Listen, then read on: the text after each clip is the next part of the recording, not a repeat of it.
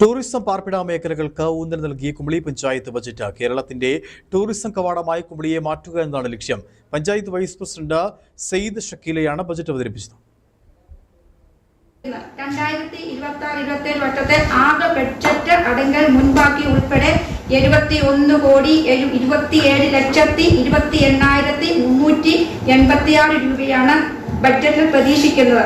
ആകെ ചിലവ് 55,67,50,000 രൂപയും നീക്കി ബാക്കി 15,12,71,386 രൂപയുമാണ്.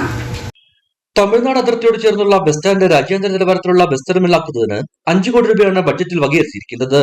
ബസ് ടെർമിനലിനോട് ചേർന്ന shopping complex, dormitory, toilet complex എന്നിവയുണ്ടാകും. ഫുഡ് സ്ട്രീറ്റ്, വാക്കിംഗ് സ്ട്രീറ്റ് എന്നിങ്ങനെ സംവിധാനങ്ങളും ഒരുക്കും. ഇതുകൂടാതെ ഒട്ടകത്തലമേട്, ചെങ്കരക്കുരിശുമല, മിറാക്കിൾ മൗണ്ട് എന്നിവയെ ബന്ധിപ്പിച്ച് ടൂറിസം സർക്യൂട്ടും രൂപം കൊടുക്കും. സ്വകാര്യ പങ്കാളിത്തത്തോടെ സിപ്ലൈൻ പാർക്കുകൾ എന്നിവയും ബഡ്ജറ്റ് ലക്ഷ്യം വെക്കുന്നുണ്ട്. പ്രകൃതി രമണീയത, കാലാവസ്ഥ എന്നിവ കൊണ്ട് നമ്മുടെ നാട് അനുഗ്രഹീതമാണ്. എങ്കിലും വിദേശ ആഭ്യന്തര വിനോദസഞ്ചാരികളെ ആകർഷിക്കത്തക്ക തരത്തിൽ അടിസ്ഥാന സൗകര്യങ്ങളും സാമൂഹികമായ സുരക്ഷിതത്വവും ഉറപ്പുവരുത്തേണ്ടത് നമ്മുടെ കടമയാണ്.